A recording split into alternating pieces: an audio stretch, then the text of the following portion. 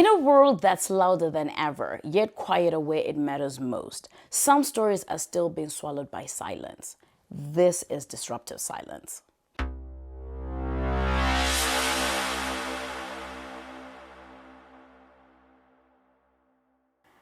Welcome to Disruptive Silence, the place where men no longer have to just say, I am fine, when their silence is screaming. Here we listen deeper and we speak honestly, because when men break the silence, they break the cycle, and generations are healed. So today on DS, we're talking about fatherhood, leadership, and the quiet pressures men carry behind their roles. And I'm joined by Lendo, who is the CEO, co-founder, and co-host of Super Daddy Club, a platform redefining what it means to show up as a father, a man, and a leader. The conversation goes beyond just being present. It's about how fathers are really doing and what happens when we finally give men permission to be human. So please brace yourself for today. Linda, welcome on the show. Thank you so much for having me. It's a pleasure and an honor to be here with you. And thank you for that intro too. I really love it. Yay! I hope I got the intro right. Oh no, you got it right. You got it right. Right. You got it right. I love doing research, so I was like, I hope I didn't miss anything or oversaid something, but Oh no. no, that was spot on. That was spot on. And I really Right. appreciate all the work you're doing here and your mission and everything you stand for. So yeah, thank you for having me. Oh, bless you. It's always a pleasure, talking to you. This is not our first sit down, not the first conversation. Yes. The first conversation was very fruitful and I really appreciated, taking the time. You're a busy man. I thought I was a busybody. I thought I was a busybody, but you're a Yeah. busy man. So before we get into how busy you are, let's just start with an honest check-in. Like, Okay. how do you keep up? How are you right now? Right now, Versus, yeah. more rested than usual. Okay. Maybe like 6 hours of sleep, That's, 5.5 to 6 hours of sleep, oh, which is a trust me, lot. Which is a that's a lot lot for for me. us. Yeah, yeah, that is like luxury, right? I woke up, didn't know Right. what to do with myself. Yeah. So yeah, on that note, doing well.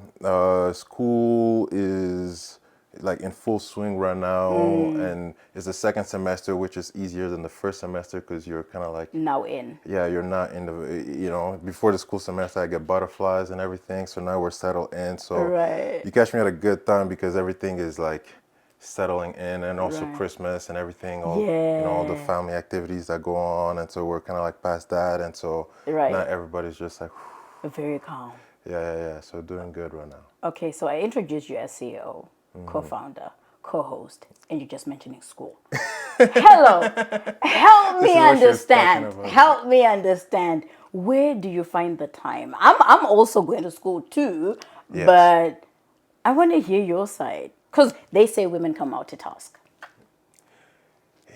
ADHD people too. Okay, okay, okay. Apparently. Tell us more. Yeah. Where do I find the time? Yeah. You'd be surprised how much, just not just you, but people will be surprised how much time we have in a Yeah. day if we really make it worth, like if we really schedule properly. For example, like, okay, so working full time, I arranged it so it was like 4 days a week, but that was a bit of foresight because when I heard about my profession, I heard about 4 day work week schedule, and I'm like, well, I can do 4 days on, 4 days off to do anything else I want. Yeah. Right. And that was my calculus long time ago because I wanted flexibility and I had a lot of ideals and visions. Right. And so 4 days work, if I take one day off, 3 days, that's still over part time. And then school, I try to concentrate my classes in between 2 days a week.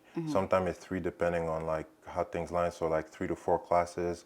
I try to schedule them in between 2 days a week. So I'm working during school time. There's an understanding with me that I may get a day off, but I may not get a day off during any particular week. That's just understood. Summertime is when I'm like, okay, I can rest then. But school For time is just, everybody. yeah, school time is Yeah. just like, let's lock in. Yeah. Everything is busy. We're all on the schedule. The family is on understanding that, you know, that is not here as much as you would like to be, but let's focus on the essentials. So with the family, I'll focus more with my oldest son on, let's say, his homework. and making sure that he's making it to his soccer practices. And so we may not have extra time to go out and play like we usually do during summertime or biking. But so that's where I put family. Self-care, I am not the best for self-care, but what I try to do is at least like hit up the gym 3 days a week if I can. Yeah. And so that would be squeeze it in between school, in between my classes, Yeah. if I can. Or Okay. sometimes I go late night. I try not to do that. Yeah. But so you're just trying to like, just kind of like stack things. Every day has its own schedule almost. Yeah. Things blend in. Things, start kind of like, if there's thermal on this side, it might leak over here. So Yeah. I try to keep the peace. You can't give the because you just answered the question I was about to ask. I was like, and your father. We missed it. Oh We yeah. forgot that, right? And I'm thinking, so where do you make time for fatherhood, for business, for with school and workout? Like, trust me, I also don't even know where I find the time. When I actually think about it, it's like, actually, we do have enough time. We do. Like like walking itself is an exercise. So I Yeah. park my car far from school, Okay. and that's like 15-minute walk, That's a good 30-minute walk exercise. forth Yeah. and back. Yeah. And the school campus is huge itself. So I walk Oh a lot. And wow. that it is honestly probably my mental health time, if my mental Yeah. health check, because you're Yeah. walking, you may be like, Nature. yeah, either just nature, but just that 20-minute walk to get to class. Yeah. Just breathe in Calm down. between, Yeah. play some music, distract yourself a little bit, go there, sit down and start. So I try to just like squeeze things where I can fit them. And I'm not the best at it. It's not a perfect system. It's not Yeah. recommended for everybody. But what I just say is just push yourself to the limit, because you never Yeah. know where it is. Like I know where it's like, let's say like conflict, keeping the peace. I know that just takes me overboard. So I Right. try to just keep everything as stable as possible, keep Yeah. a small circle. So I do a lot of things to just be able to handle the workload and the bandwidth of things as I'm spread super thinly, just to keep myself within boundaries. So there are some boundaries, but Right. we are definitely stretched to the furthest Right. extent that we can. I'm glad that you actually mentioned that you said being well rested too, because that's the one thing that creatives cannot do, what I've noticed, right? It's like you try and push as much as you can, right? Yeah. And so what gave you the time for 6 hours? 6 hours is a lot. I It's a know lot. it's a yeah. It's not a lot when it comes to doctors recommending that, but it's a lot for creators, right? But that's the thing. Okay, let's look at another group of people with a heavy workload, which is students. People who are going to medical school. The science department is very True. heavy, right? Yeah. Maybe in your later years of university within the science field, you're going to be able to get full nights of sleep. But for the first year, 4 years of university especially, Yeah. I don't think there are many students who are getting that full time to sleep and rest. Most doctors are sleep deprived. Of And course. that goes into the profession even, right? Right. Most of them, but you kind of like learn to work on the stress, on the pressure, Right. and regulate yourself and balance yourself out and know when it's too much and too far and you need to pull back a little bit, right?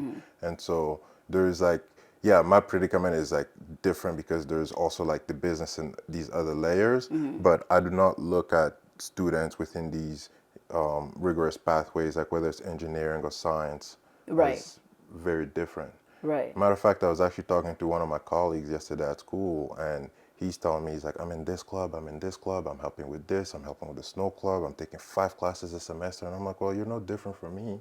Exactly. Like a couple of years from now, you're going to add to that roster children and family and maybe Yeah. job, but you already Yeah. have a job, so it's already there. Yeah. So you're not too. Too far from that. And this world is just changing. It is The world changing. is changing. So just getting into like our questions today, when you look back at your journey, especially navigating family court at a young age, because you got married young, right? A lot of Africans are pressured into getting married young, unfortunately. What was the heaviest silence you were carrying as a man and eventually as a father? Whether I was being dramatic or or whether I Okay. was being a little bit, um, whether I should have sucked it up a little bit more, whether I was being, whether I was crying boohoo a little too much, and whether I should have just sucked it up, which is really weird considering the situation I was navigating at the time. And for me, it was even more complex because I was actually I was very unorthodox in terms of how I came up, and so my challenges did not so much start with the that relationship and the separation of that. My challenges started more. I would say they were more structural, and by that I mean they were more related to challenges that I experienced growing up, where I was in this fast track type of lifestyle, and a lot of trauma, and a lot of things to like grow out of, like being ahead of your age at a very early stage, right? And Okay. so I was actually, that was like that relationship was high school sweetheart, but we never actually even got to marriage, right? So Yeah. and that's where it's like life throws this wrench in the wheels of thing in your wheels, Oh. and all of a sudden you're like, well, I had these plans and I thought I'd be in university, and now my lady is pregnant and we're not married yet, and we don't have a home, and we don't have these things, and you got to start figuring all those things out right there. And so when that falls apart, and especially from like, I mean, we had known each other for years at that point, right? So when that falls apart, there's a certain, being somebody with this vision, you have this vision of a family, and it's nuclear and it's all perfect, and there'll be education and career. And when that falls apart at the age of 23, Oh my gosh. you're like, okay, where do I start? And Yeah. and that's where it's like, okay, the journey from there on is going to be hard. But even through that journey myself, I still felt like, am I being dramatic? Is this really supposed to be this hard of a road, or Right. am I supposed to be stronger? Is Yeah. this like, where does it fit? And so I had to make sense of a lot of things early on, and it's like you're just being catapulted from one situation to another, and Right. you probably didn't expect that story, but who would know, right? It's Yeah.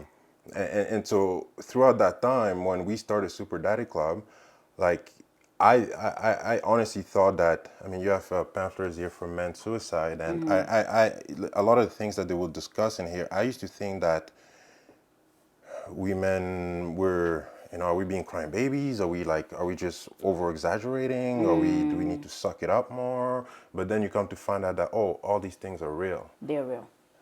They're real. So what made you think that you needed to be this whole, oh yeah, maybe we're being crybabies?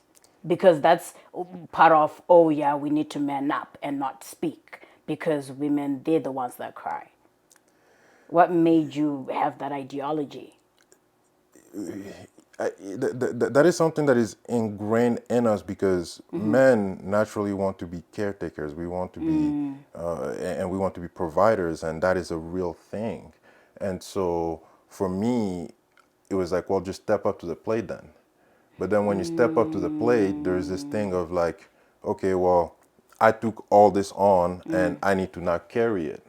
And so within that, there's very little room for, or there's starting to be less and less room for understanding, you know, managing your internal thoughts and communications and all that. You put all that aside because you just like, I just need to carry this weight. I need to carry this load.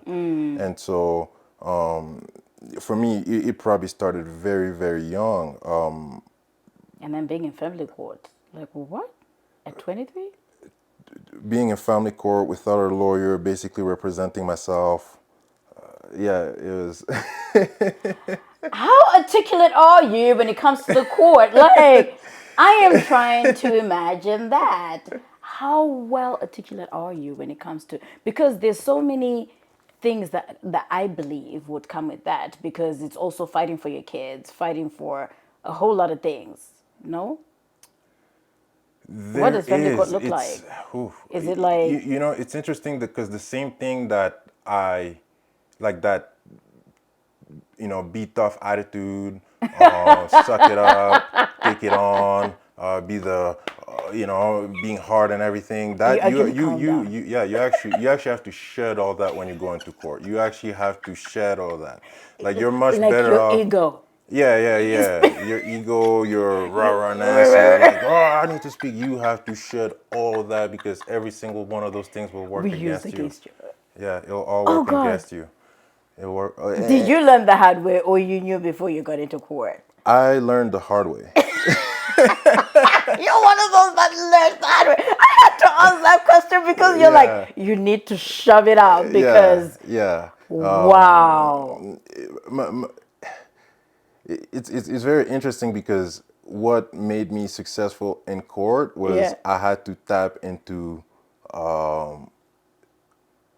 just hey, what am I contributing to the table? What am I bringing to the Yeah. table? Yeah. And that was my strategy. Let's not focus on what the other person is doing. Yeah. Let's focus on what we're bringing to the table. And at that point, there you start to realize that there's a lot more. And it's sad that we're never taught this as young men, but there's a lot more that we bring to the table than we ever thought, than researchers ever thought, than anybody really ever knew. But is that not how it's supposed to be? No, I'm just asking. I don't know. That is how it's supposed to To be, be, but but again, going back to these ideas of like what it is to be a man and where we form that, it is not as obvious because for some men, they don't feel like they have much of a role and part to play within the early stages of a child's upbringing. for sure. Society also tells you that. Yeah. Cultures tell you that. Practices tell you that. Same thing as man up and be tough. Society, culture, all these things tell you that, right? If like instead of, let's say, crying, I was showing anger in court. And if I was a woman and I cried, it would have probably, but me showing anger, it would have been taken differently. But me being angry in court, it's like, well, here's an angry guy. He's probably Yeah. as deregulated as the state in the documents. And all of a sudden, you got to be like, oh, no, no, no, I got to And then tap try in. and defend that. Yeah, and now you got to start like unwiring some of these things that have been ingrained in you from a very young age. Right. The idea that, oh, you don't have much of a role to play. You're not, that's not really your place to be. You have to be tough and strong throughout this whole experience. Court was like, I'm not gonna lie, it was like 8 years of my life that took from me, right? 5 years, like hard 5 years focus, and the addition of 3 years was mellowing down. But that was like that 8 years. Try to be tough for 8 years. Try to go through 8 years without shedding a tear. You better learn how to do that. Are you kidding me? But you guys are human too. We are. It's just that there's that thing about carrying the load where you start thinking, for example, well, if I break down, then the family breaks down, right? Wow. And so, and I also come from a household with no father. Okay. So it's like, where do I get my idea of being a man from? And that toughness. Bro, I think this is where the problem is, right? Where there's been so many, instances where, or families that have absent fathers, which kind of shape the kind of man that a child would become, right? So what does that look like or feel for you having two boys? Is it two boys? Mm-hmm. Yeah. And not knowing what a father should look like. Or you had That to just is, create your that's own. where that's where that's where Super Daddy Club really saved me in a way because I had built my ideas of what a man is based on the outside world. And growing up as a young black male, the outside world was primarily shaped by hip hop culture. Sure, yeah. It's a very dominant force that cannot be ignored. And all those men were raised without fathers. Damn near. Like you'd be hard Sadly. pressed. And if you find one Sadly. of them that was raised with a father in their life, they're a little bit different, Oh, for sure. right? They're For a little sure. bit different. For sure. And so, what does that do to you as a young man? You're very much lost trying to like you're forming your identity based on these things that should not be models because now you're going out there looking for the models that you should have had and where to model yourself. You know, I was thinking about this driving here. There's my oldest son, when he was maybe like 3.5, 4 years old, I noticed how if I was doing something, he would do it. It would be like if I was like just with hand on my cheek on the table, he will kind of look at me and then he'll do the same thing. If Bless I was standing with him. my hands in my pockets, he'll kind of look at me and then he'll put his hands in his pockets. And that goes for everything. Like in science, they call that mirroring, right? Yeah. We look at our parents, we look at what they do, and we do it.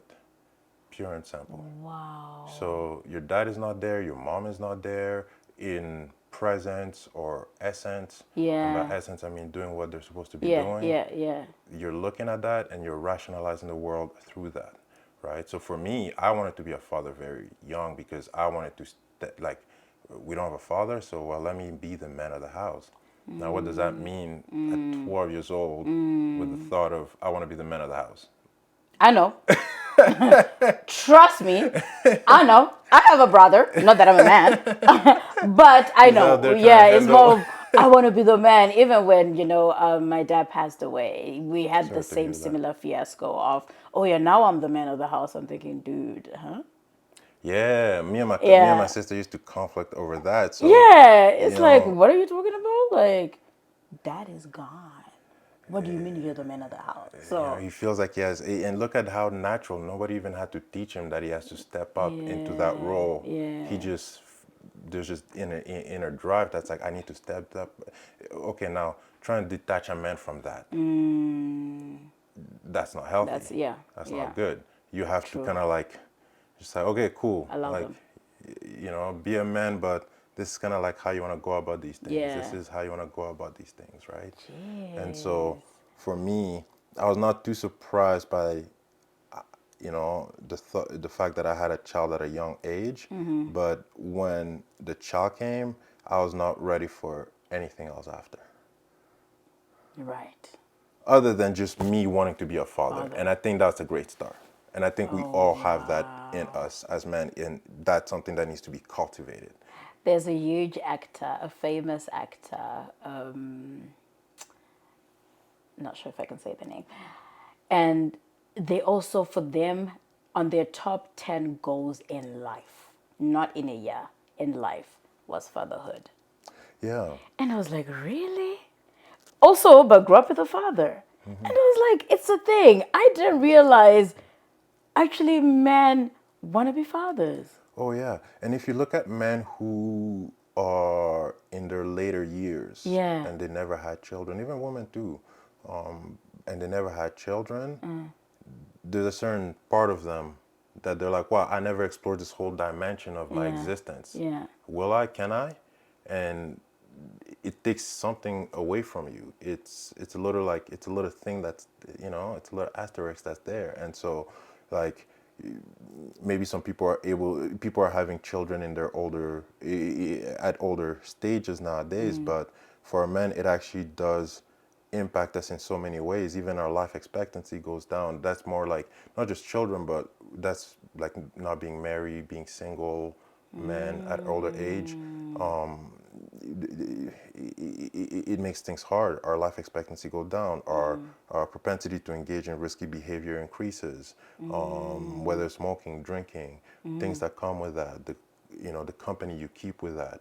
All these things really take away from men in their later years, if I can speak for us, when we don't have those, right? Really? And so those are stability anchors, really. Yeah. And that Yeah. could be for anybody, right? Yeah. Imagine all of a sudden you have to take care of somebody else. And so that was me, where it's like I start with all these big ideals and visions, and I'm like, man, we're gonna be successful by the age of 23. Yeah. And 23, boom, kiddo comes in, and I'm like, yo, Where do we start? Like, what just yeah, happened? Now I need to yeah. take care of another human being, not me. Yeah, and Yeah. does that mean also that I give up on all my ideals, all my pursuits? Does that mean that you give up on all that? Because Not at then all. those are also things that later down the road you're gonna be like, well, I wish Yeah. I didn't I just could drop out still. of school because I had a kid. I wish I, did this or that because even though I had a kid, like, or you realize that, hey, my kids are not grown. What about me? I had dreams, I had visions. There's things that I wanted to do, Right. right? So Oof. That's There's a lot there. There's a lot there. There's a lot. You actually said a lot. Yo. Wow. And I'm still digesting some stuff that you actually managed to say. But anyway, in faith spaces, though, young men are often taught how to lead and to provide because, they lean on the word where they say, the man is the head of the house, but not always to process pain. That's true. Yeah. I feel like it does give an outlet to process pain and suffering and hardship. Yeah. And it is just that thought that there is a higher force above you that you can tap into for extra energy and Okay. whatnot. So I do think that it does help in that component. Myself, like we're born and raised Christians, and raised partially because maybe like during my teenage years, I kind of lost sight of religion. Yeah. Before that, my mom introduced us to the Bible, and she used to read it to us. So I was very familiar in that sense. We used to go to church. We came to Canada because the church was very much involved. The Jesuits were very much Oh, involved in like nice. getting us from like Congo to Canada, where I didn't have to go through a refugee camp or anything. So I was very blessed, very fortunate. And so some of the lessons that came from there was just like the support and community that you get from there is huge, right? Yep. Like whenever we're going through these, trying to find our models, like who should we look at? Well, you have a Yeah. lot of examples In the in church. in the church, Yeah. in these communities. Not hypocrites? You also have some of that. You also have some of that, but I mean that's where it's like your family, parents are there. Yeah. It's I look at them kind of like as anchoring points, right? And where do Oh, you find right. your anchoring points, Points. Yeah. right? Yeah. And within every environment you're going to be in, there's going to be some to take and some to not take on, right? Absolutely. Or hold on to, if we can use that analogy. And so for me, what it really helped me with is just know that although I moved away from religion and faith and everything to some degree, I'll say religion more so than faith, because to me it's like my belief in God is unshakable, right? Yeah. And so what it helped me is that during times of hardship, it was very powerful to have something positive to anchor myself into. When I had lost sports, I lost, and just kind of transitioning between teenage years and adulthood. There's a lot, I wasn't active anymore. I wasn't really at the gym yet. I wasn't, and so just to have something to anchor yourself in is very powerful, because what you have is, if people don't have that, then they go look for other things to anchor themselves in, Yeah. whatever that may Substance be, use. substance use, right? And And yeah. so that's why I think it's really, really powerful, because at a point you're going to be out there on your own, right? And you're going to have Yeah. to tap into what you know to get you to get through the next point, right? But you know what? I always say this. Thank God my grandma also rooted us in Christ. And without actually having, not being gender related or anything, like you're saying, some people end up, getting into, substance abuse or prostitution and stuff like that. And, lost my dad at 19, started living on my own at 19. And you're trying to grieve, trying to go to school, trying to started working then. A lot of things happen at the same time. And then I look at myself now, I sit here, I'm like, how did this happen? How did I get here without getting into prostitution, substance abuse, alcoholism? Although, my last traumatic experience almost took me out, like alcohol, the use of alcohol, but at the same time still came back. And you're like, how? And those are the questions that, you end up asking God, why me? Like, you just favored me in as much as, there's so many things that have happened in life, but He will never let you go. And you thinking that you've kind of left, a little bit of religion, was it because of church hurt? Was it teenagehood, adulthood, young adulthood? What was it? And then eventually coming back. Yeah, for me, so kind of backtrack a little bit. I'll fast track through my history of trauma. Yeah, yeah. So we leave Congo. Okay, that's war. Yeah. instability. You're about Yeah. 5 years old. So 5 years old, 6, 7 years old, 8 years old. By the time we come to Canada, a lot of instability during that time frame. Right. Okay, that instability is now starting to rewire my brain in a way that we don't understand, but we think everything is good, everything is normal. And so some things go in such a way that, again, no father in life, single mother, 3 children, things are such that by like 12, 13 years old, I'm like drinking, I'm smoking. I mean, by 15 years old, I'm like into fairly hard drugs. Very, very bad company, very bad company. Poor Did neighborhood. mom know about that? Oh yeah, mom fought tooth and nail. Mom fought tooth and Oh, nail bless against her. this. At that point there, it's like, okay, sense of identity. Where do I Yeah. build Yeah. my character as a man? Where I'm watching rappers on TV saying and doing all kinds of foul things, and I'm like, well, that they seem pretty successful. They seem Yeah. pretty, and so okay, fall into that trap as well. And so now you gotta like dig yourself out of like that identity crisis, the drugs, the alcohol, the company, and everything. One of the cool things that my mom always did was move us from region to region and or area to area whenever she felt like things were too volatile. And that was like a reset every time she would remove us out of one environment to another. It would Yeah. create a little bit of distance in between us and all that. Yeah. So within that, okay, so the way we're taught scriptures and the Bible and everything, you start to rationalize the world and you're like, well, why is this happening to me? Yeah. Why me? Right? And you start building anger, frustration. You start disbelieving and start being like, God, why? And it becomes Are you more of even like, there? yeah, are you even there? And if you're there, why? And so through that, you like I was kind of like shown, like, and then you're also looking at your peers as a kid, right? Like whether it's you know, the black kids within the community, the white kids at school, the whatever kids, you know, you start looking at everybody else and you start feeling like an outcast because they don't have that related, they don't have that upbringing. They're not walking in your footsteps. Matter of fact, they're looking at you like a failure. They're looking at you like this and Oh that. So you kind of get man. outcasted by the community in a way that it's like, okay, well, I don't want to be a part of that. If you guys don't want me, I don't. And you even Yeah. start becoming projections of your own mind that people look at you or think of you in a certain way, and you either play within those stereotype and ideas and whatnot, or you just push them away altogether. And so my thing was always like pushing away and kind of like keeping to myself, something that also saved me throughout my upbringing. And so just so that's where it's like the whole church environment did not make sense because I didn't find support there. It was not till later on that I really had to tap into my spirituality that I reconnected with God, I would say. We thank But there God was for like a that. gap where it was like just Prodigal son. Prodigal son.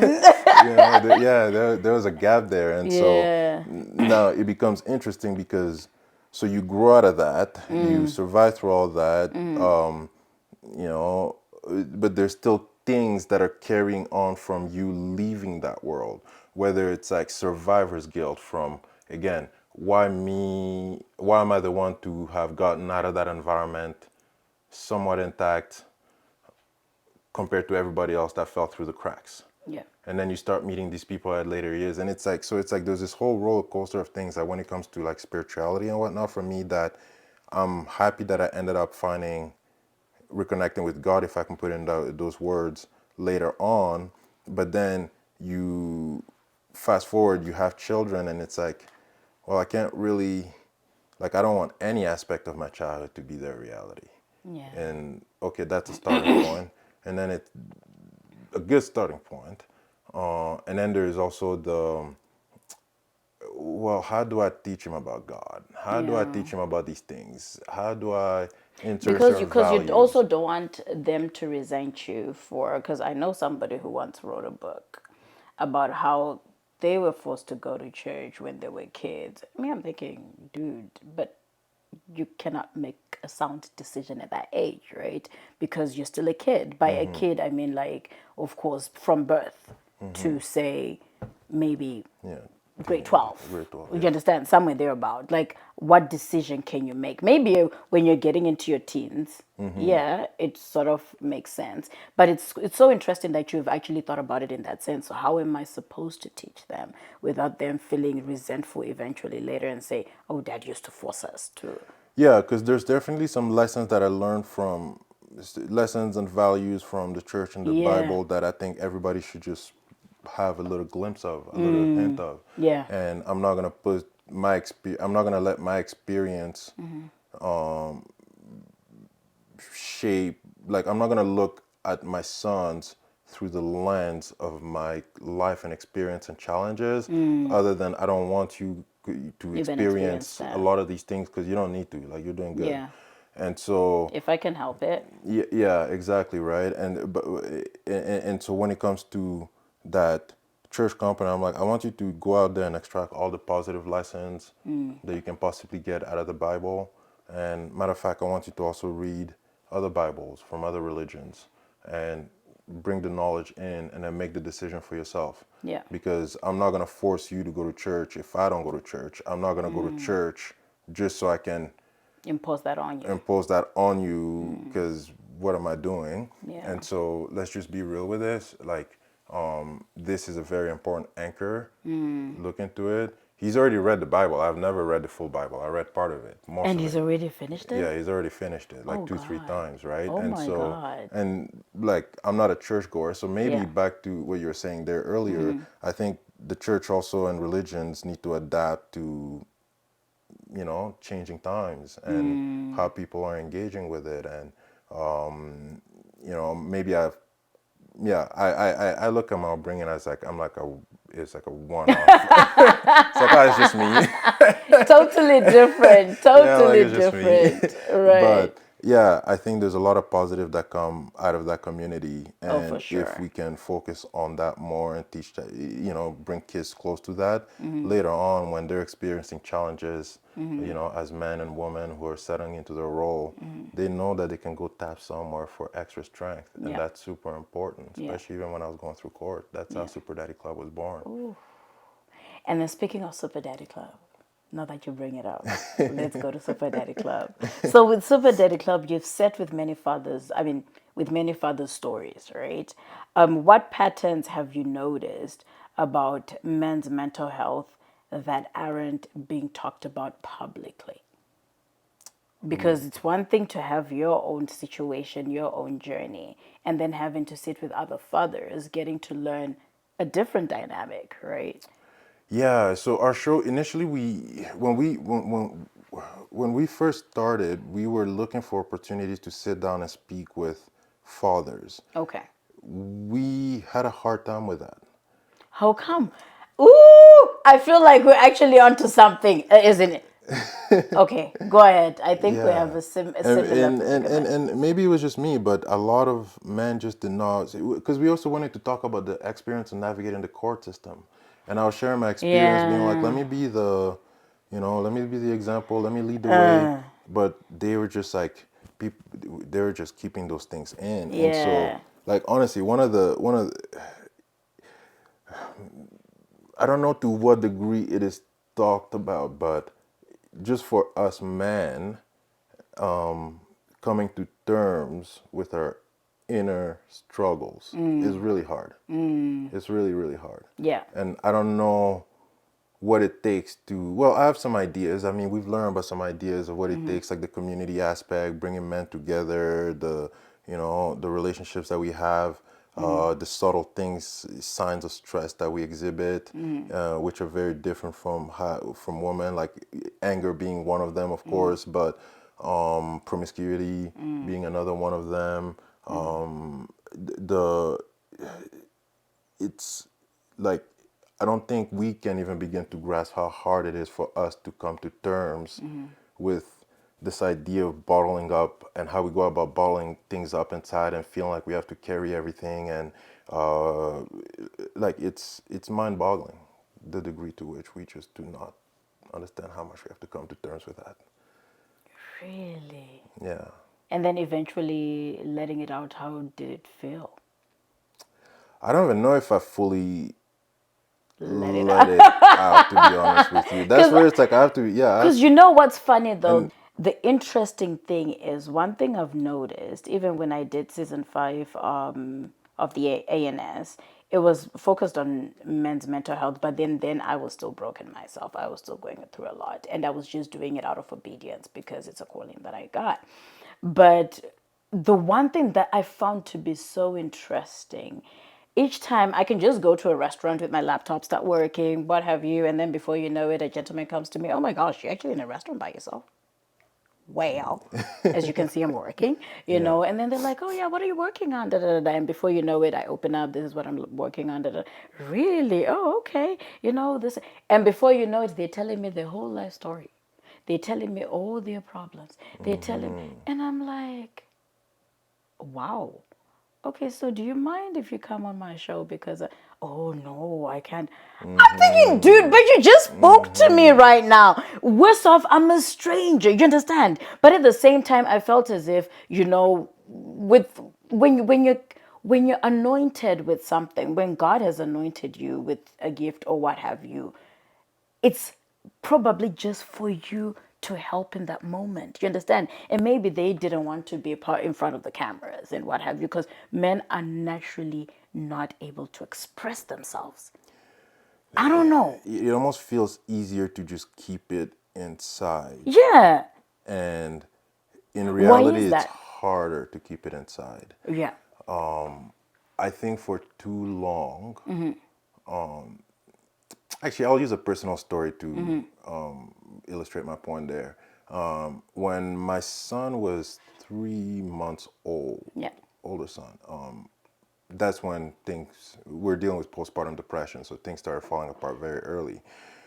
That's the last time that I actually spoke with my dad. I don't know my dad, but yeah, that's the last time that we exchanged. And that exchange went very poorly, partly because we're very similar, but we also, like, we're too similar, like way too, very, very identical. But the thing was that he approached me at this with that old school man, I want to say African man, but it's old school man mentality of like, there's a hierarchy, there's a seniority in the house, there's a order of things. Not in those terms, because he's in Africa, I'm here, but it was like basically conveying that sense of like, I'm your father.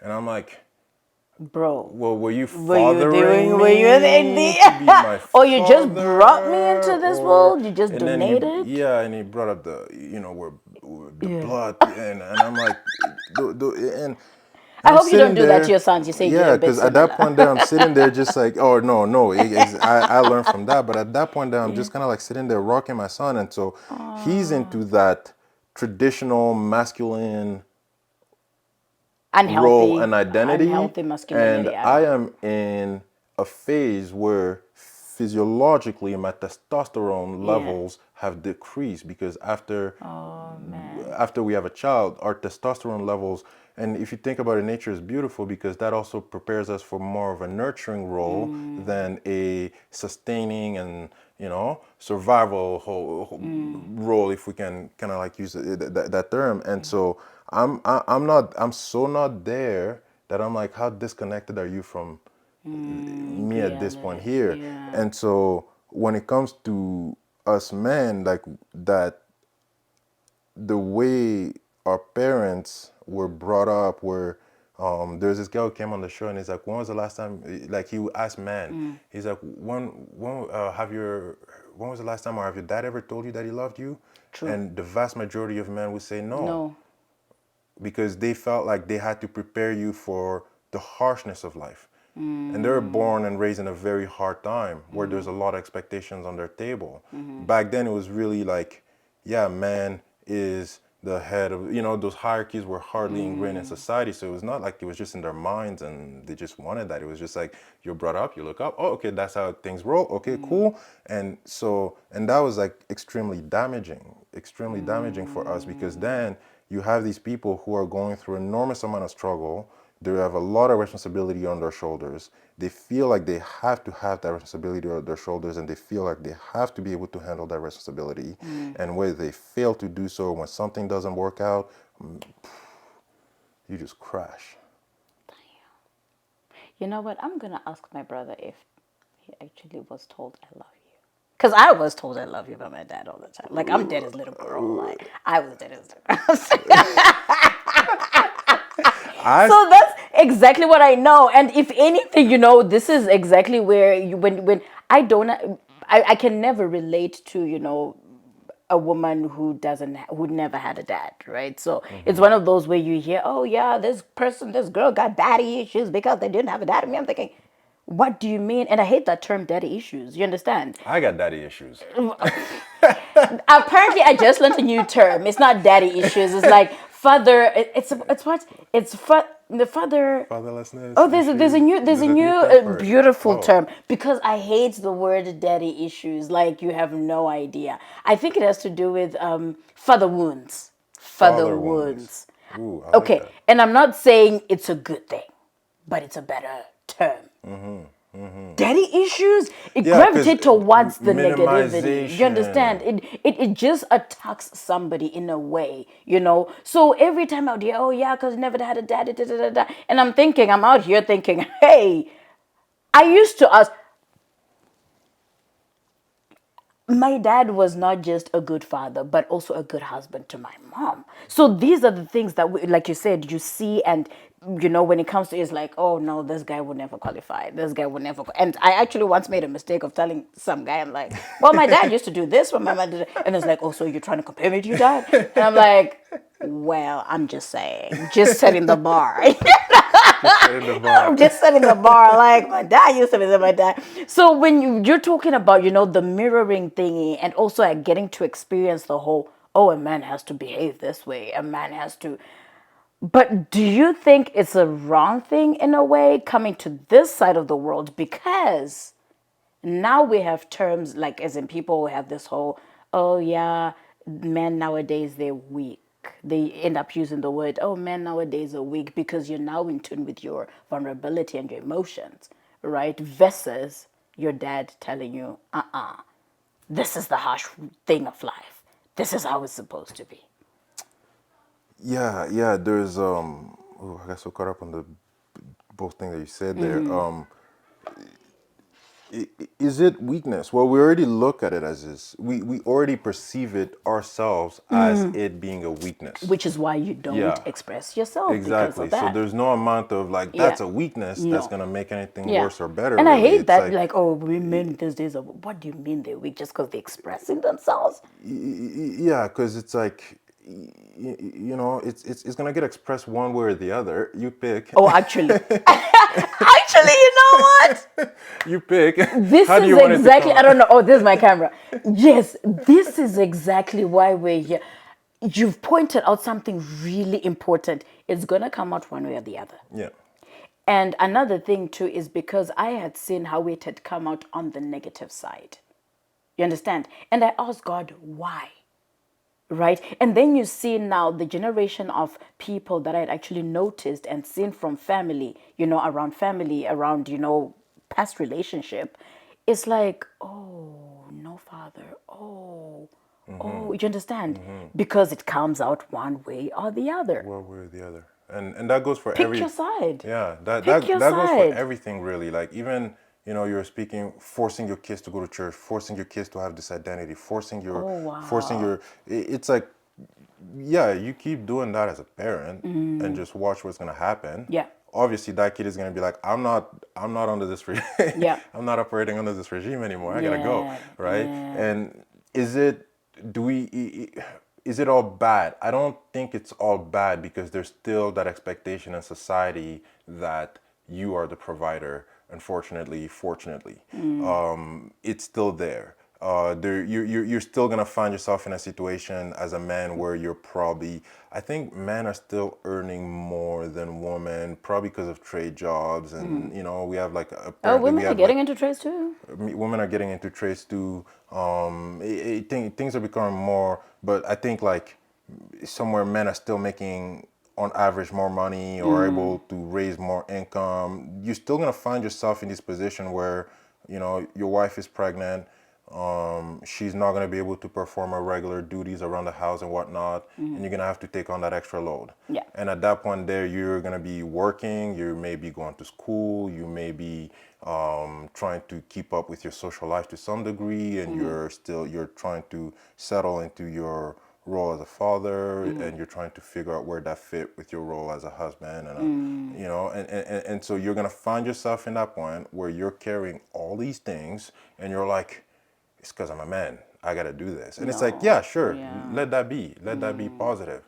But if it's going to go to that extra mile of being like, well, when you drop the ball on the relationship or you're not as, you A know, hundred. it's taking you, it's a longer learning curve for you to be a father and step into that role. True. It's, you're struggling with school, work is crapping out, or you lose your job and now you got to go find something else and blah, blah, Yeah. blah. When those things happen, when we go that extra mile of being like, well, you're as a provider, this is your role. You're supposed to be doing these things. What's wrong? It's like, no, at that point there, we should have taught the men a while ago that, hey, you're also human. You're also vulnerable. You also have feelings and emotions. You also have these things, and you have to pay attention to those things, right? It doesn't make you any softer or weaker so you pray to God that that person has been taught that by the time they reach that point where they're carrying that extra load that a man should be carrying at a certain age, certain levels of responsibilities, expectations that you should have. You want them to have those lessons, but most of us didn't, right? Because our parents come from generation of like their dad didn't tell them they love them ever, Yeah. ever, Yeah. and it was so. Oh man. I think those expectations and responsibilities and all, I'm fine with that because that's a reality in this world. Even when you go to court, Although at the same time, they should teach you about your ego in court. they They should teach you about your ego in court. But then again, too, think about it though. They would never teach you that because in Africa, they know shenanigans about taking people to court and what have you. Think about there isn't, and I'm like, there You should understand? be, like, I there think should so be, too. there I should think be. I so don't think it's an too. all I bad don't think thing. it's fair. Yeah. Yeah, Ooh. actually. So when I was in court, Yeah. not only were there those expectations from me as a man, those traditional expectations that we have on our shoulders and societal role that we are assumed or that they assume that we must play, but there is also this expectation that in this day and age I was supposed to have stepped in the traditional role of the mother more. So there was Oh. both expectations on my part in court. And Huh? so Okay, with the helping and what have you, yeah, as in how they would in the Western world. yeah, because what essentially ends up mattering at the end of the day in court is, well, who's bathing the kid, who's Yeah. showering the kid and Oh, feeding it gets and to that. taking the kid to, who's doing the laundry in the house. Right. Well, it's mom. Well, yeah, mom was pregnant and she got on mat leave, and then Yeah. so we just kind of continue because that itself Yeah. ingrains those roles that we have, that whole experience, right? Yeah. And so now we're in court. I'm like, well, I feel like with my case, I feel like I need to step in this position. I need to take charge of the situation. Yeah. And I still need to be that man provider. Oh, But then jeez. the court is like, well, you are not really an ideal candidate because you don't do the day to day stuff with the child. Oh, And jeez. I'm like, yeah, but there's this big looming situation that you guys need Yeah. to look at. Yeah. And so I was actually given full custody of the kid, but it Yeah. was not because I was playing those roles Yeah. of the mother and it was not just because of that. It was because I was willing to step in those positions Yeah. and those roles. And I was Yeah. like, I will do this. I got support structure. I got everything. Yeah. But it was more the big looming situation that made them. Otherwise, I wouldn't have gotten custody. But Yeah. that's when I realized that I'm like, oh, okay, cool. Like I've got to like my 4 day work week schedule is great because now the other 4 days off that I Yeah. have to be so involved with my child Yeah. because now I've got these people looking at me, and and so I had to be the mother and the father, and I had to be the best at both. Whew. You're a really good example. I love it. I love it. I love I'm a it. good example because You're I've a been good like example. battered. And guys, please do follow the Super Daddy Club for more Please, tips. If thank you you. didn't know, do follow that. We're gonna put all the details right Thank you, below in the thank you. comments. So you've also mentioned about creative expression, right? Like when we were talking the last time we met. How has creativity helped you process emotions that words alone couldn't hold? Ooh. I started, I discovered writing. And without letting go after having kids, we mentioned that today. It evolved because I started as a writer, and Yeah, that was my strong suit when I was young. right. Oh, shouldn't even say my strong suit because I wasn't that good at it. I was, You'll be surprised. You'll be surprised. I started off as a writer too. So, and when it, I look at it, I was like, actually, I was a good writer. you know, You know, maybe but we you should listen. underestimate yourself, Maybe we should listen to Porn Dreamers after. right? But yeah, writing became something that saved me, and I guess that's where it's like hip hop wasn't all negative either, Yeah, because yeah. within hip hop you also have a lot of these guys talking about the challenges of their upbringing, and especially come from these rough backgrounds, you really attach yourself to that, Yeah. and so writing became an outlet for me, and I started by. I actually remember telling my mom when I was 11 years old I wanted to be a rapper, and she didn't freak out. She didn't freak out. She was just like, "Are you writing anything? Have you been composing? Are you like Bless playing her. instruments? What are you doing to further this dream?" And Right. then later on, I was like, "I'm not doing that," but on Right. my Oh own, my gosh. right? That parenthood Yeah. tip there. Yeah. But writing became an outlet, and writing became very important because now I started using words, and I didn't even know what I was using, but I started using words to talk about my pain, and I started using words to talk about the Ooh. trajectory Ooh. from Congo to Africa, because I was trying Yeah. to make people here understand what it's like to go through war. And then I'm like, Yeah. they'll never understand that. That is Yeah. as Oh far no. remote. No. It's on No. TV. It's on an Yeah. action movie. You turn it off and Yeah. on. And I Yeah. stepped away from poetry because I was like, I don't wanna. I wanna have a bigger impact with Yeah. my words. I don't want it to be a part of a pitch of a competition where I'm getting Yeah. scorecard raised. No. Yeah. So art became a very important outlet that I underestimated myself for many years, but Yeah. I put And a yet you had lot into support. that. Jeez.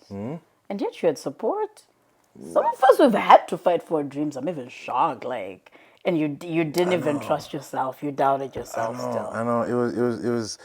Because then it was just so personal, and Yeah. so when it's actually very interesting to see my writing and researching ability come back into Super Yeah. Daddy Club because we actually spend a lot more time talking to professionals and experts and researchers Right. than even individual people, and every now and then we get to capture a particular experience. But then my writing came back in the form of like drafting questions and like structuring a show, and so Super Daddy Club became kind of like an extraction process for information where it's like, yo, let's take this information that is from these professionals, let's bring it down to the layperson, let's bring it down to the fathers and mothers. Like we're for fathers in principle and name, but when you look at our work and at our body of work, it speaks to that child who's trying to find themselves into adulthood and try to embrace everything that they have in terms of responsibility and find their way, and also understand their own, struggles and impediments. But art became a very important outlet, and I think, another one that's important for us men is sports.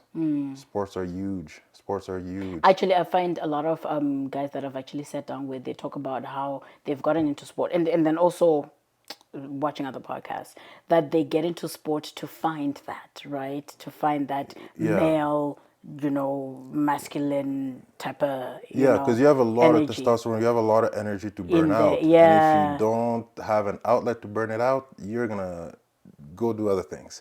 And if there's anything that's Right. gonna keep you straight, like I look with my son right now, he Yeah. loves soccer so much, and I'm like, Yeah. well, if you smoke, Yeah. forget You that, forget. Yeah. right? And Yeah. so all of a sudden, he's got this Focus. he's focused now. When I lost sports, thank God I had writing. Yeah. And so, it's not just limited to let the creative outlet be anything for a Yeah. child. right? Because to somebody, basketball is an art form. To somebody, boxing is an art form. To somebody, painting is an art form. Yeah. And you just want the child to get there, Right. right? Yeah. And then all the, the importance of, again, going back to role models. Where do we shape our identity? Well, you have a coach who's looking after a team and he's like trying to help them improve. And that's another pillar, aside from your mother, father, grandpa, uncle, that's another pillar there. And then you have a good teacher, here and there. That's another pillar there. Right. And so you kind of like stack on these pillars, but sports, art, music, all of these things are very, very important in children, and especially when they come from these backgrounds of trauma. Anything that can just make you sit down and And just write jot it down, and and you let jot it. it That's how you down, let it down. let it out. Yeah. Because one of the things that we also learned on the show was that, and like I said that thing about ADHD earlier, I came to find out that ADHD and trauma impact your brain in similar ways, Oh. because you have like trauma restructures like physically restructures your brain, like physically it's not just like, oh, your thoughts are, like the reason why children may have a hard time sitting down, maybe irritable, emotional regulation, Yeah. all of these things, Yeah. like the way trauma affects it, and now your brain is just geared towards survival and things like that. You come to find out that it's very similar to ADHD.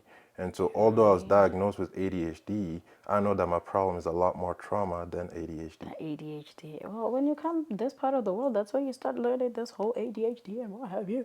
Because I've always been like I can't stand still. That's just me, and I love it. You understand? Um, Even in the gym, I'm always dancing. When I get into a store, I'm listening to a favorite jam. I'm jamming to it. You understand? Yeah. So, to a certain extent, I actually thought it was a problem. It's like, oh, had I come here when I was young, I was going to be diagnosed with ADHD.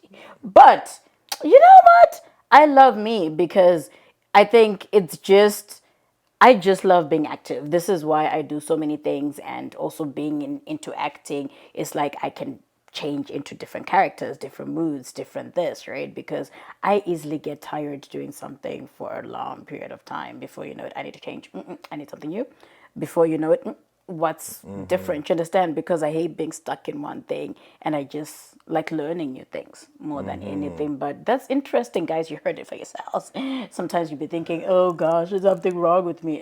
Well, sometimes too, like you said, it could be trauma, right? And that needs to be looked at as well on how you can heal, right? Yeah, and the Western world did an amazing job at putting it in, like defining things and being like, let's be Clear on, very clear on what is moving where and what is affecting what. yeah, And of course, like this day and age and time, technology facilitated that enormously. But I think this knowledge is not, it's not new to human beings. I think a yeah, lot of these things, like there's a reason why we organize societies in the way that we have, came up with all these rules and guidelines and principles that we came up with, is because we saw the effects of doing the opposite, and we're like, no, let's not it do doesn't that, work. right? Yeah, And so maybe today we're able to say like, hey, there's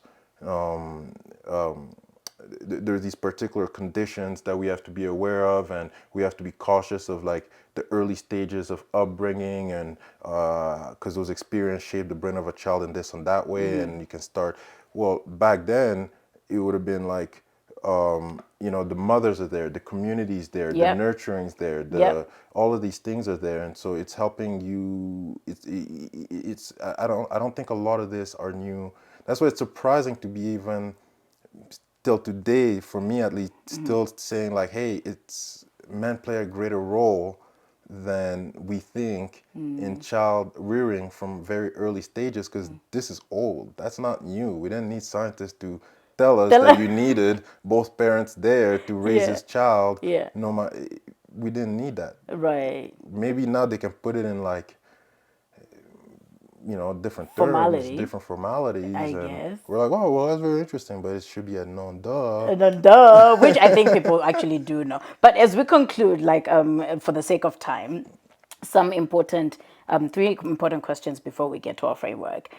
For somebody who's actually been in family court and stuff like that, I thought this would be a really important question before, we call it a day. Family court can actually be an isolating experience for men because I totally understand how divorce on its own, for the longest, we've actually thought it affected the woman more, which was a wrong perception I've learned.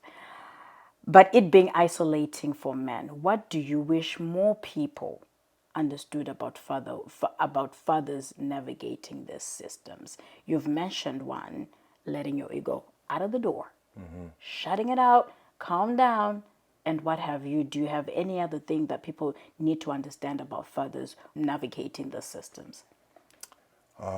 In the words of Dr. Singley from the Center of Men's Excellence, one of the early podcasts that we had on that dealt with the topic of masculinity and Center for Men's Excellence, Yeah. that's all they do. They study us men at a very high level. Yeah. And when we're talking with Dr. Singley, I was like,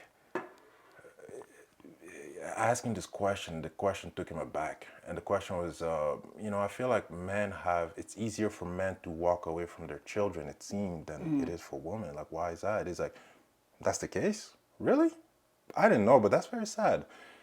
And then he went What? on, and I was like, I had this assumption. Okay, so where does this assumption come from in me? Yeah. And I really had to question that. And then he went on talking, and one of the things that he said there was like, people the man doesn't just start by saying like, hey,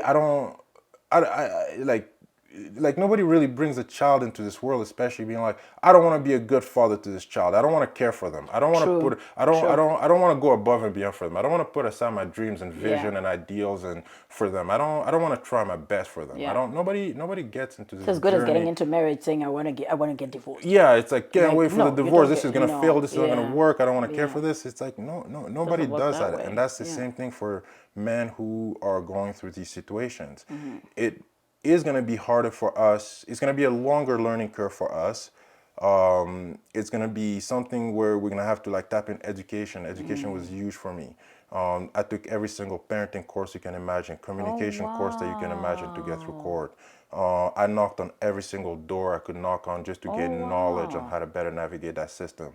And so I just want the court and men to understand themselves that we don't start from this position of we don't want to do this. We want to be we want to be payers Right. and not caregivers. Nobody Yeah. starts there, and Yeah. it's detrimental to us. And so if there's anything I want people to really understand is that, yeah, no, we love it, we look forward to it, we want to embrace that role. And if there's like, if anybody ever see any man struggling, fumbling the ball, dropping the ball, like guide them through, like help them through, because they're trying to figure it out more so than trying to run away from it or walk away from it. Yeah. We don't start from that position. And when we start to understand that, and when we start to understand the importance of our contribution, and that's something I encourage every man to go out there and read and research about, like, what do I bring to the child? Like, why am I important? How does my presence influence the physical development of this child and social development and all of these things? You'll start to really love it. You really embrace it. I think today's generation though is now a bit more woke compared to, and I'm not saying like the older generation wasn't woke, but let me rephrase. I think this generation is a bit more reflective more than anything, right? I think they want to do right. It's like, why did I feel 100%. this pain? Because there's so many things that I will tell you that if God blesses me, or when God blesses me, with my own kids, it's one thing to say, there's so many things that I would change or turn around. You understand? Not in a bad way or what have you, but there's some things that would say, I don't think this was okay. I don't think this was right, right? And then fathers nowadays, it's like, not having a present dad, is this why I turned out to be like this? I want to be a better dad. I want to be, you understand? So I feel like today's generation, they're a bit more, in tune with who they really want to be, and for their Yeah, kids. and where we should be, and that is Yeah. so powerful because then you have like somebody like myself who I was like, yo, I'll put my career, I'll put everything Yeah. aside. I'll be For broke you. for the next X Bless amount of you. years because I need to be there in the presence of that child. If Oof. I'm not there, then It will what's gonna change a be of lot. that child? Yeah. It will change a lot. It's not about you. It's Exactly, not about you. exactly. And there's so many of us men who think in that way. Yeah. We may not know how to go about it. I was Yeah. very fortunate to be me and Yeah. be all nerdy and stuff and go research and read and get Be honest. educated on in the matter. But Yeah. there's so many of us who want, that's where we want to be. We Yeah. don't want to be, because, Gallivanting. I love yeah, what you said. Be the payer that rather than the. You said the helper. What the payer? You said something. Be the payer rather than I lost my track. help. But Oh, it had to do with okay, please being find a the clip of woman's that. role. Yeah, but I loved that. I really loved that because, of course, it is actually just naturally assumed that you would rather pay child support than be present. Yeah, Than be who in present. this Yes, than be present. worldly world Yeah. wants that? Like Yeah, when I that's went a to court lot. and they're like, "You are a payer," and I'm like, "I'm not a payer. I'm a that." Yeah, I know. Sure, here's your Wow. money, but can we make sure that I'm Yeah, there? yeah. Oh my gosh. We're breaking the law right now. We're not going to be doing that moving forward. But anyway, as we could finally close up, we have what the questions that I ask everybody, which is in line with it's our framework right here at DS. What does restoring balance look like for you? We've been talking Res- about balance the whole yeah, time. restoring balance. Um, it's actually grip. The pendulum, right? The pendulum swings, and sometimes it's gonna go too far this way, and then it's gonna come back this way, but then too far this way, and it's trying to just stay in this Balance. just balance, right? And for me, I think that's what we need to understand, that sometimes maybe there's a point in time where things were too much this way, but this whole, or men nowadays are weak, men nowadays are, well, no, we're just trying to move from that because we know Yeah. that that's not where we want it to be. And so while we're moving away from that, society, things may go a little too far this way, but eventually I think things are it's a natural process, I think, where we see that no, we don't want to be there. This is where we want to be. So I think the way it looks like, or the way it should look like, or the way we should look at it is just embrace that. And if I can kind of like bring it to biology a little bit, like in the human body, there's no like homeostasis. Things are never at a perfect balance. Things are always swinging one way or the other, a little too far, but it's just keeping it within these range, within these margins. And that's what the body tries to do. It doesn't try to make it perfect. It doesn't try to make it like constant, but it just tries to keep it within this range. And that even like that's how I go with everything, right? Yeah. The busy schedule, parenting. I'm like, okay, like we've done too much schooling, let's get back to family a little bit. Yeah. We spent time with family, but it's just understand that it's a dynamic Yeah. environment that is not constant, and it is trying to find its balance within range, but it's also understand it's a normal process and embrace it. And because then you're also a lot less harsh on yourself Right. when things are swinging too far one way, Right. or society's too far this way, and you're like, Yeah. well, this is unfair. Right, I know. And then you start complaining nonstop. And then, so what does it mean for you to reclaim your voice as a man and a Speak your mind and your thoughts, because again, if you keep it in, it's gonna come out one way or the other. father? What if, speak your mind and then that's used against you? Speak your thoughts, that's used against you. Because there's so many Well, dysregulated women out there too. yeah, there's there's speak your mind, but there's also ways to speak your mind, to go about speaking your mind, right?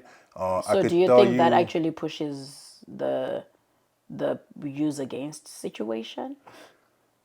yeah, like okay, one of the communication classes that I took, for example, was like, um, don't text back your ex right away. Give it a day. You don't have to respond right away. But when we're in the heat of the moment, we're like, I have to respond now because she needs to know this, or he needs to know this. Well, does he need to know this, or she needs to know this at 12 p.m. at night? And should you be sending this message right now at this particular point?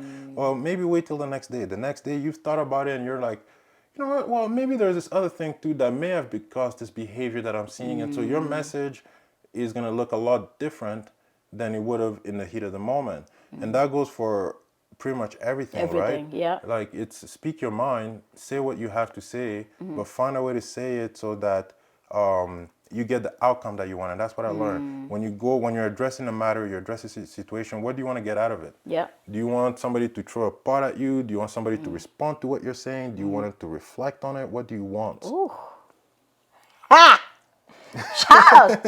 These are nuggets. How do you personally redefine strength? Strength, there's two ways that I define strength to myself. There's the I'm a superhero. I'm a beast. I'm a go-getter. I go out there and get things done. I do not give up. I do not, and all those, dynamics. There's that way that I genuinely look at strength, because I feel like I need that to be able to get through everything that I have on the table. Then there's the other side of, like, okay, like, this is not for me. I probably shouldn't be here. Oh, You know what? You have yes, that. we spoke about that. Yeah, You have that. You yeah, take yeah, that. You know what? yeah. We. Not fight at the wrong table. Yeah, yeah. Don't fight at the wrong table. It's not worth it. Right. But There's that too, right? yeah, And so again, yeah. that balance is like kind of like not thinking that you're so Ooh, that's invincible that you can powerful. just go through it That's all and take it powerful. all, but Yeah, also know that when it's like we're good. we're good. When it's good to say no, it's good to say no. Yeah, it's like, you know Right, what? I've carried the situation on my shoulder beyond what I can, and it's okay right, for me to walk away. right. Right? Things like that. That's also strength. And so I think both sides are very important. Hi. That's powerful. So finish the sentence for our listeners as we close. This is your camera. Wholeness as a father is. I was just gonna say it's a beautiful thing to try and aspire for, right? It's a beautiful thing. Yeah. It's if you can aspire for that, Yeah. yeah, pursue it all. Like, It's don't, worth it. yeah, because things fall in place or in balance at a point, right? Like, you're pursuing your career, your health, your family, your children. The children grow, the career evolves, the relationship go through stages and find itself, and so it's like wholeness, right? Like, you'll yeah, just embrace it. It's a beautiful thing, I think. Yeah. Ooh, guys, you heard it for yourselves. Today was so amazing. I loved it, and thank you so much, Lendo, for lending your time to come over Absolutely. here and sharing your story, as well as Super Daddy Club, Super Daddy's Club, Daddy, Super Daddy Club. Yeah. sharing Thank you. even the experiences and what you've learned from other fathers. Like these are the conversations that we need to have on a on an I wanted to say daily basis. I don't know if that's sustainable, but on a regular basis, you understand, just to make it normal, because it's a lot that a lot of people don't know that they need to unlearn in order for them to read Yes. it, right? So we appreciate you coming through and just lending us that information. So guys, if today's conversation gave you clarity, comfort, and courage, please subscribe, share, and join the ANS community, because that's where we're going to be sharing our behind the scenes. And then moving forward, chances are this is where we're going to be sharing like our very full episodes, and we'll be giving glimpse on the channel. So don't forget to subscribe, share, and like. And also, we're going to be putting Lendo's handles right in the comment section below, as well as the Super Daddy Club information. If you know any man who needs help, information, what have you, please do reach out to Lendo. He's a busy man, just so you know, but he does, you actually get to get him eventually, right? So do reach out. So someone in your life might need this more than you know, so don't hesitate doing that. But right here, Disruptive Silence, you already know we're committed to restore balance, reclaim voice, and redefine strength, because wholeness is everyone's story. Take care, and God bless you. Thank you. Bye. Cut. Yes, this was awesome. Yeah. And I learned a lot.